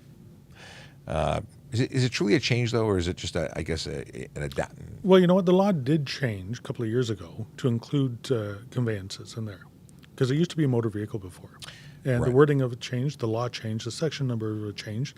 And with change, it has to be tried in court. So every change is something new. And if somebody chooses to challenge that in court, it takes a court ruling to set the case law to say, yes, this is acceptable, or no, that's not what the intent of the law was. So It is fascinating, and not everyone thinks law is fascinating, but I certainly do. And I like it when good things come from it. I don't like bad case law, but I do like good case law. Case law being when decisions are made that I agree with. So when I agree with them, I like them. Does a driver legally have to move over to the left passing lane of a highway when passing an on-ramp? So do you have to get out of the way in anticipation of potentially people getting onto the highway? There's no law that I'm aware of that would suggest you have to. It's a good practice. I like to, if I'm not planning on getting on or off the highway, I like to be on the middle lane. If I'm not actively passing, I don't need to be in the left lane. If I'm not about to get off the highway, then I don't need to be in the right lane. So. yeah. If you're in the lane and you're occupying it, it's your lane. And if somebody on an on-ramp wants to come and join your lane, the responsibility is on them to make that lane change safely and around you. But that being said, it's a courteous thing to do. Safer that way too. It comes to planning. I mean, I look up ahead and I see everybody moving. I'm like, I'm getting out of the way. People are. I want to be. I'm looking way off into the horizon. I'm not looking at the front of my car. If I'm looking at the hood of my vehicle, that's when I have last minute changes to make. I'm not forecasting or planning. That's when things go poorly. My daughter, driving with my daughter when she had very little experience and was just practicing on the highway, saw somebody coming on the on-ramp and decided that she wanted to slow down and slow down and slow down. And the person on the on-ramp knew that she had the right of way, and they started to slow down. So all of a sudden there's dad in the passenger seat going, go, go. They don't know what you're doing. Go. You know what? If you can move over, move over. If not, it's your lane. It's you occupy it, and you've got to do so safely. It's up to them to make the maneuver. Here's a question. How do I call or who do I call to report an unauthorized vehicle in an accessible parking spot? So the deal is, and Aaron's not sitting here, but you can make reports to our parking enforcement line. They have a dedicated group of investigators or officers who specifically enforce the HTA, I shouldn't say the HTA, the bylaw in relation to accessible parking.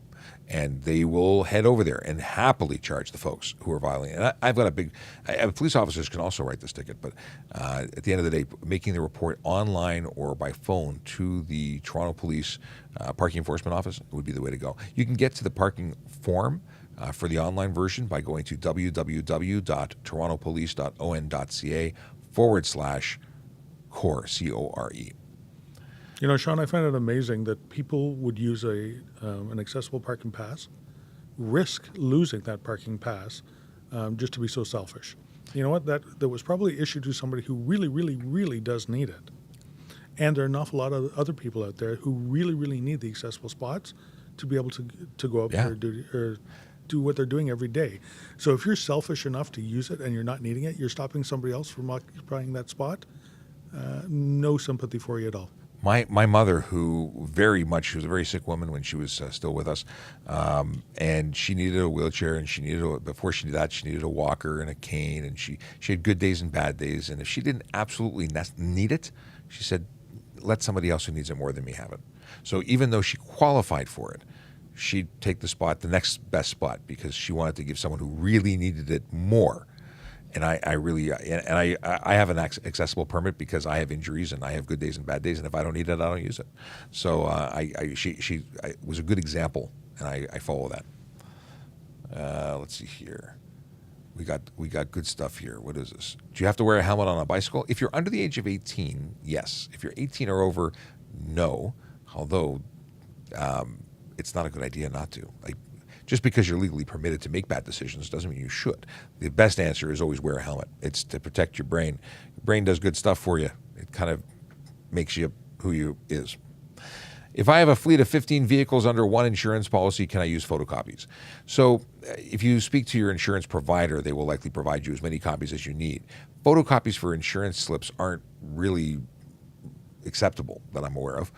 Electronic copies are if they are provided through an electronic format through the company. Now, very often they'll give you a PDF to print out, but pink slips are the best option. Okay.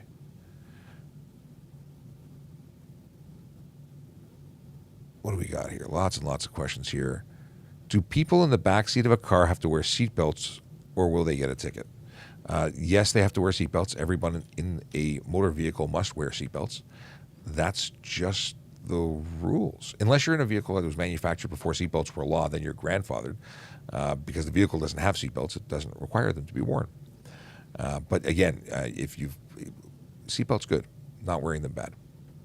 Sean, I'm going to have to challenge you. Which one? We may have to put one up on the board here. Yeah? Which Yeah, one? Which one? It's for the bicycle one.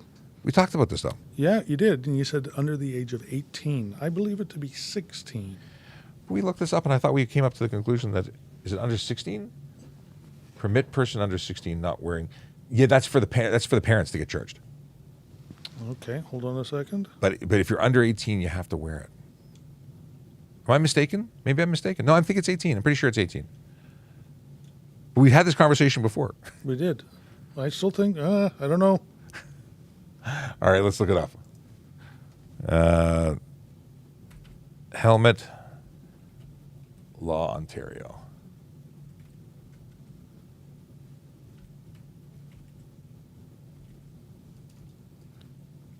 Because I think it's under 16. Yeah, bylaw. Bicycle Safety Ontario. Cyclists under the age of 18 must wear an approved bicycle helmet. For children aged 16 or under, a parent or guardian must make sure they wear a helmet. Children are required to wear an approved bicycle helmet when riding or when riding in a child carrier too.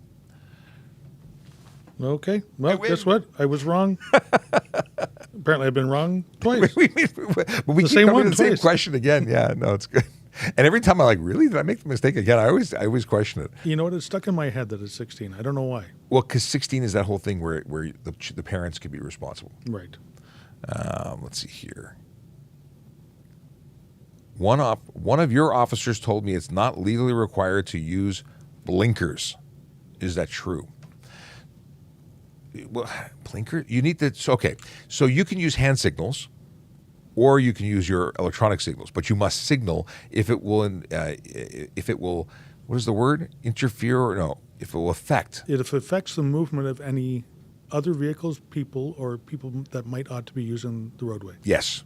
So how you signal is irrelevant. That you signal is. And it is an offense. And I've laid the charge. So, but why would one of our officers, tell you that it's not legally required? So if there's nobody on the road, no people, no cars, no nothing, nobody that you could possibly affect, then technically you're not breaking the law because there's nobody to be affected. I will signal if I'm the only person in 100 miles because it's a habit and I don't want to create bad habits. So I do the same thing because how you do one thing is how you do everything. And you know what? If you get caught for it, obviously it affects somebody. There was somebody there to see it. That person may be a police officer. That's all you do. So. How long any offense stays on abstract? Convictions stay on your short-term history for 3 years. Points stay on for 2 years from the date of offense. The convictions are 3 years from the date of conviction. And what changes is your abstract. Your full abstract is forever. It's always there, even if it's come off. There's when we apply for police officer, they look at your entire history. When I pull you over, I can see from the day you were, actually from your first interaction, even if it was before you were licensed, because they will generate a license number, and then that will be there, so forever. But your short-term stuff that your insurance company sees and whatnot, that's going to be the original 3 years from conviction for convictions, and then it's going to be 2 years from the date of offense. So I'm thinking we've got 261 people in the room. Do we keep it going for a full hour? Do we see if we go to 12, or do we wrap up and say we'll be back tomorrow at 10? Well, you know what? I was about to say that I do have to run. It's 11:30 right now. I'm 4 minutes late for a phone call I have. You should go do that. And we just got some news that we may have a special guest coming in this week. Oh, fantastic. We will be having a special guest. We will be having the guest that we thought we might be having. Yep, and we need to do some prep for it. Oh, well then I should probably wrap this up then. So I will we'll keep it going for another 10 minutes, see if we can get the rest of these. We had a bunch of questions. I don't want to leave anybody just right in the middle. We still got about 250 people in the room. So we'll wrap it up in 10 minutes, and then we'll come and work on some preparation for our guest. All right. I will chat with everyone later. Sounds good. Thanks, Serge. Oh, by the way, someone wanted to know if they could see your face. The question was from Keenan, can we see Sergeant Campbell's face? He's on Instagram. I don't know if are they still here? I don't know if I can see that. What's that? I did post the videos on the, I can't remember what platform it was, so we're answering the question. Oh, actually, we're on our YouTube channel. Okay, this is going to be a hunting situation. You can go onto our YouTube channel, which is Traffic Services Toronto Police, and you can find Sergeant Campbell. You can actually search his name because he would likely be listed on it, and especially on the ones for Police Week. You starred in some Police Week intros. It's a couple years ago. Plus, you can see me an awful lot of times on the road. On the news. I go out to very sad collision scenes where somebody's seriously injured or has been killed, and I usually speak to media there. So you can see me that way. He's everywhere. Right now, I just He's got to go. With COVID, we didn't set up, so we're side by side. We're keeping a distance, and that's just kind of how it has continued on. We got a question about MTO stopping any vehicles, or is it just commercial motor vehicles? So they can stop any vehicle. They had a policy that they didn't do it, but that's changed. They are now issuing all sorts of tickets to all sorts of people. We'll see you soon. Thanks again, Serge. Okay, Kevin Pierce wants to know, can I go through a red light if it's been stuck after sitting 5 minutes? Well, somebody asked earlier, actually in the last hour, if they could go through a red light if they've been sitting for 7 minutes, and the answer still remains no. There's no period of time when a light is not is no longer enforceable. So you make a right turn on red when it's safe to do so, make a U-turn where it's safe to do so, but do not go through a red light. Let's see here. Is it true your radar guns are only accurate up to -10 or +10? No, it's not accurate. It's not accurate, your statement about it not being accurate. Generally speaking, we give a couple of kilometers. I think it's 2 kilometers leeway, but what we'll just do is, I think that's the number. And I got to get the chap who does the enforcement training to come in and talk about that. But 10 plus, 10 minus, no. That would be a 20-kilometer gap. So that, no. They're very, especially the fact we're using laser, very accurate. Do pregnant women qualify for HOV lane? No. To someone that's saying there's 2 people in the car, technically, no. they don't count until they're born. I know that's a statement that some people get upset with, but it is what it is. Should there be traffic police? Do you believe they really help the community? How do they help? Traffic affects everybody, every road user, whether you walk, ride, or drive. Traffic safety is huge. We have more death and destruction caused by traffic collisions, by behavior that is a chosen behavior, than all violent crime put together. It's real. It affects communities. When people die on the road, it's not just the person dying. It's their father, their mother, their sister, their brother, their cousins, the entire communities, their friends. It is so huge. And we have people dying every single day. And these are avoidable collisions. These are things that are these are deaths that are occurring because people are choosing to do unsafe things. We know that when we speed, we increase our odds of becoming involved in a collision. We know that when we drink or consume drugs or alcohol, we're increasing our odds of having tremendous issues when it comes to driving safely. It just doesn't happen. You can't drive drunk safely. You can't drive while high safely. It's unsafe. So to say that, are we needed? Absolutely. We touch more people, normal people, not criminals, people who, through no fault of their own, are thrust into a situation where they need help. We're the ones who are helping. Yes, police all over in all areas, whether it be thefts or criminal organization investigation or financial crime. Yeah, they deal with lots of stuff, lots of bad stuff. But the people who see the police more often, or how you will see the police more often, is through your involvement through driving or just existing on the road. We're out there in big numbers, and we're there to help the community. So should there be traffic police? There should be more traffic police. Absolutely. We're one of the largest units, and there's a reason for it. Okay. Boom. Who enforces the law in a parking lot with signs? Well, the signs are generally not enforceable. That's private property. The HTA doesn't apply unless we're talking about stunt driving, things of that nature. Yeah. Is it illegal to pass through a stop sign without stopping in a plaza? So same situation. It's not enforceable. We can't write you a ticket for running a stop sign. Now, if you cause a collision, you're responsible for the collision.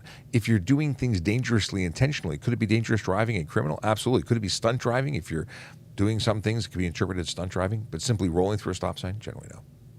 Do you need an M-Class license to operate e-bikes? No, you don't. E-bikes, e-motorcycles, yes, you do. E-bikes, bicycles that are maxed at 32 kilometers an hour, 500-watt motors, under 120 kilos in weight, then a license of any kind isn't required.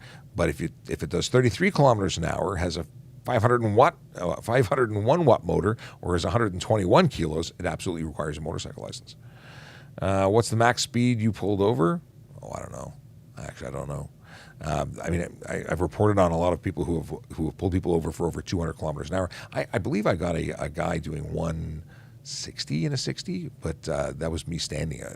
I just was standing in the road, pulling him over, and he stopped. And then he walked home. Are modulating headlights legal in Ontario for motorcycles? So modulating headlights are high beam, low beam in the daytime. I had them on mine. I don't use them anymore. I find them annoying. I don't think that they're illegal. I think they're technically legal. Wig-wags are illegal. If you go left, right, that's illegal. These are high beam, low beam, same as if you were to flash your high beams. And at daytime, that's not illegal. And if some has unpaid tickets out of province, can they return to that province? Well, they should be sending their tickets to, or marking it as unpaid and sending it to collections. Could you have problems there? Yeah, you could. They could suspend you potentially, but you should resolve your unpaid tickets. But unpaid tickets on your license would generally, for some reason I was thinking provincial or bylaw tickets like parking. That's not what you said. You actually want to know about provincial offenses tickets. Those would be notified, and you could be suspended in that province, at which point you would be suspended here as well. So that could be bad. If pulled over for speeding, can you request to see proof? You can request whatever you like, but doesn't mean we have to provide it. You're not required as a police officer to show the laser or radar device to show you proof. We're making an observation. I could measure you at 100 kilometers an hour in a 50, and then you start slowing down. I get you at 60, and then 40, and then 0. I could be measuring all of that. The lock isn't locked anymore because I locked in at the last speed, not the first speed. So I can still charge you for the 100 because I observed the machine give me that result. I don't need to have a machine proof to show you. But aside from that, even if I had that, do I have to show it to you? No. And very often we don't want to have you get out of the car and walk back to our car. It's unsafe. Stay in your car. You can request evidence in court. We will provide that evidence by way of testimony. Can kids ride on a motorcycle with parents? Yeah, if they can touch the foot pegs or floorboards and have a proper fitting, helmet that meets the requirements.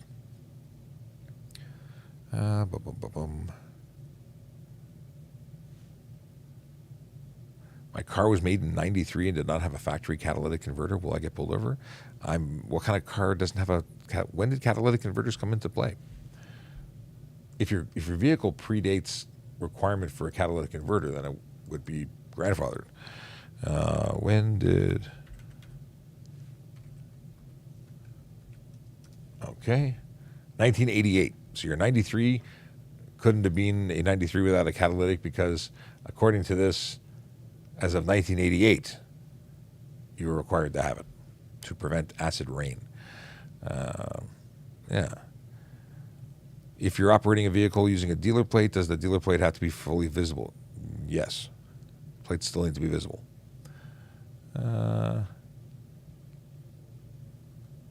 And if your vehicle is loud, you'll still get stopped for unnecessary noise, or you may be stopped.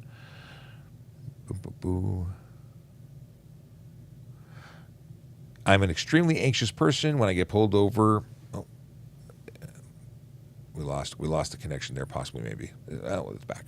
That whole low power mode. I'm running one battery since 10 a.m. What do we have here? When I get pulled over, I panic. I'm afraid. It makes me look bad. You know what? Tell the officer that you have anxiety, and dealing with that is natural. People have different things. Just let us know what's going on. It doesn't make you look bad. It just means you're a human being with different issues than the other human being we stopped 5 minutes ago. So just let us know what's going on, and we'll do our best to be understanding of that. All right. Computer will be shutting down. Oh, yes. This is going back a while. Oh, my goodness. Okay, let me scroll down. Lots of messages today. Are wheel spacers illegal? Well, chances are that wheel spacer is going to have your wheel protrude. They're intended to be able to use different types of wheels, not to have them stick out. So if you're using spacers and then the wheel is no longer covered by your fender, that's going to make it an improper tire, even though it's the wheel spacer that's causing the issue. So I'm going to say no. They're not. Sorry, I would say yes. In that situation, it's illegal if it's being used to adapt a standard or universal type wheel on a hub that needs that to make it fit based on the construction. See where I'm going with this? Depends. Depends is the answer. Q&A.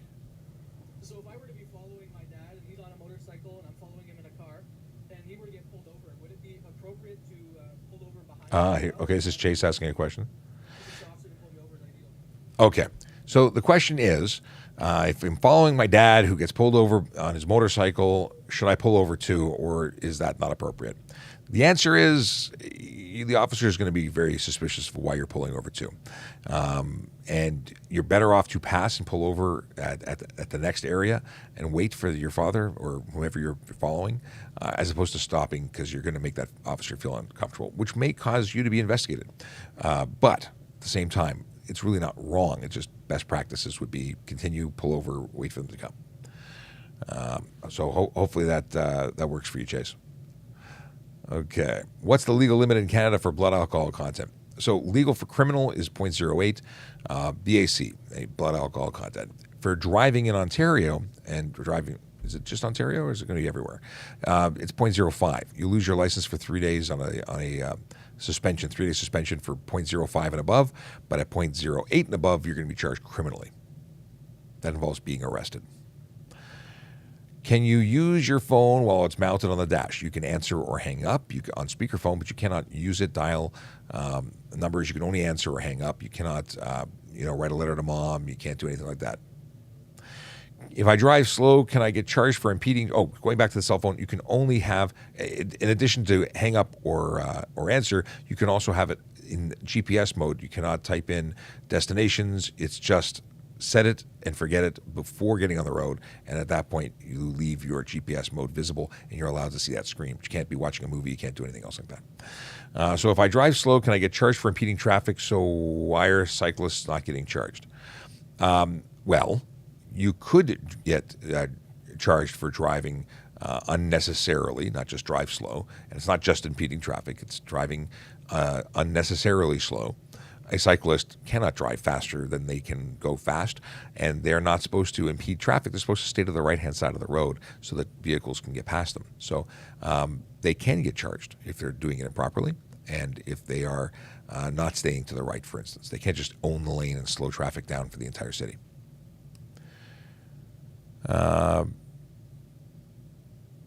What's your reaction to people who say you can't charge me because I'm not driving, I'm traveling?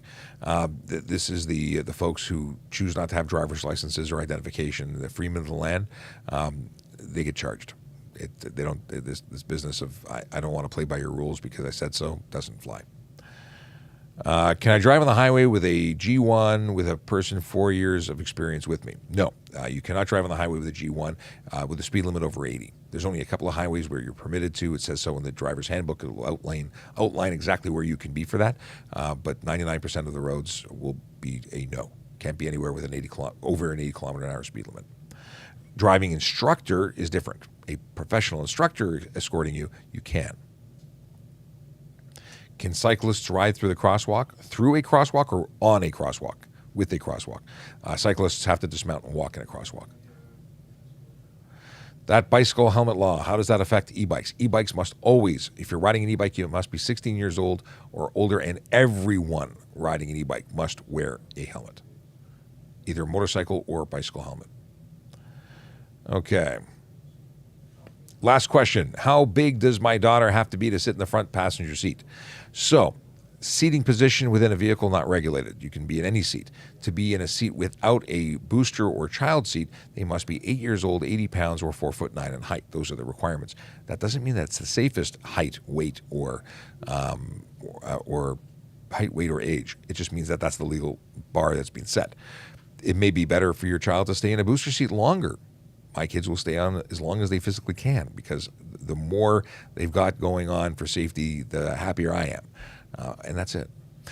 We've gone long today. We did 2 separate lives because we were experimenting on what time is the best time, and to see if 11 o'clock was going to go gangbusters just because. If you think that 11 o'clock is the best time to go live, please let us know. If you think that 10 o'clock is the best time, let us know. In fact, I can do this little text poll because I've never used it before. What time should we go live? What time should, I'm typing here, we go live? Here we go. Option 1, 9 o'clock. I'm testing this out. You're here as we test. I should have had this running the entire time. 10 o'clock. And option C, oh, we can do this? Look at that. 11 o'clock. Thank you for, we're going to set this up. And I can set this poll up for 5 minutes. I don't even know what's going to show up on the screen, but see what happens. It's going to go for 5 minutes. The answer, so I'm going to stay here for 5 o'clock. Yuri says, who cares o'clock? Okay. Apparently you've fallen into a live stream you didn't mean to, and you should probably keep scrolling because, yeah. Stephen Bell, good morning. How you doing? He's coming in from YouTube. I always find it interesting when people who don't want us to be on their stream or don't want to interact with the police voice their opinions. I don't get it. Why not make bicycle lane along sidewalk? It's safe than road. We do have bicycle lanes all over the city. Totally. Lots and lots and lots of people. Officer, I have warrants for my arrest in Alberta. You might want to talk to Alberta and get that resolved. Speak to a lawyer. What is this? What's your thought on a licensed drone operator filming a police stop or wreck? You need, for the most part, I think you need flight paths and things, but I've never run into it where someone wants to film it. Filming close to people or close to traffic, there's all sorts of rules. I'm not a flight operator or a drone operator, so that's the thing. Oh, Yuri's just doesn't want to resolve their warrants. Well, you might want to be careful about that. If it's returnable, depending if it's Canada-wide, that's a big problem. But Yuri, you obviously know too much, so we'll just say goodbye. I don't block people very often, but when you're just being ignorant, I find myself compelled to. Okay. How to prevent my car from being broken into. That is something we can talk about. I was speaking about it on the radio a number of times in the last 6 months. Listen, making yourself, your vehicle anyway, less attractive to theft by putting in physical things like, for instance, I don't know, a club. 1990, really had them popular, but they do work in terms of being a visual deterrent. Parking in well-lit areas. If someone actually gets into your car, then it's a whole different situation. If they're really that determined or your car is that valuable, putting in a hidden ignition switch that they cannot start the car, that's one way. Some people have suggested actually popping the hood and pulling the fuel pump relay, because that's something that bad guys or people are not going to have on them. But the truth is, if they really want your wheels, they'll just tow it. Like, it depends on what you're dealing with in terms of the kind of wheels you got. Okay. Immobilize. Can I modify my license plate? No. Are cyclists supposed to obey the street lights or pedestrian lights? Yeah, they got to follow all the rules of the road. Okay. Question of how long do you have to wait to drive after a joint? It really depends on if you are impaired. If you're impaired, you can't drive. Doesn't matter how much time, because it's one of those things that builds. It could take a long, long time. And that's where I don't have a good answer.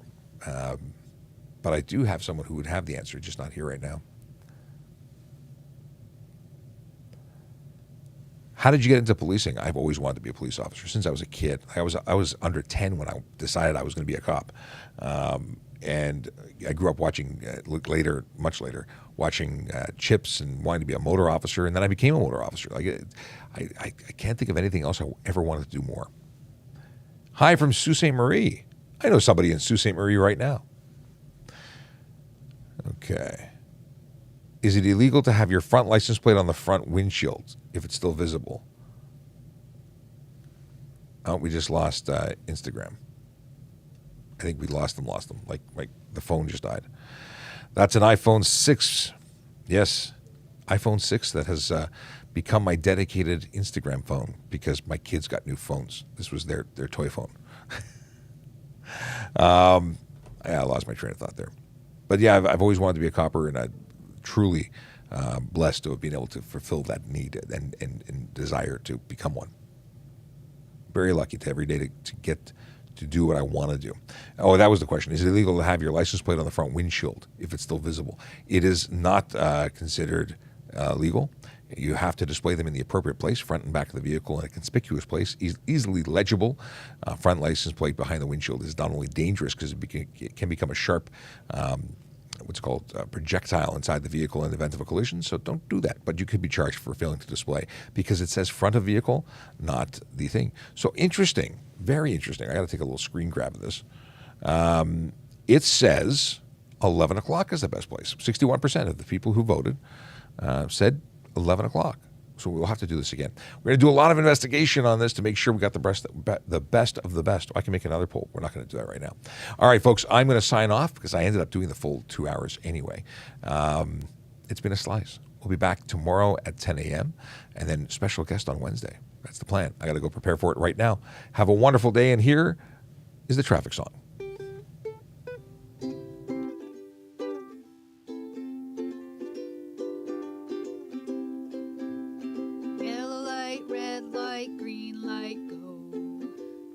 Safely helps the traffic flow. Watch for pedestrians, look out for bikes, and don't drive like a jerk that no one likes. Yellow light, red light, green light, go. Driving safely is the way to go. Put down your cell phone, nobody needs you to text and drive on the DVP. Yellow light, red light, green light, go. Stop at stop signs, look both ways, then go. Seatbelt, save your life indeed. And watch your driving, don't speed. Yellow light, red light, green light, go. Driving safely is the way to go. Don't drink and drive or smoke some weed, because you might go to jail and not get free. Yellow light, red light, green light, go. Driving safely helps the traffic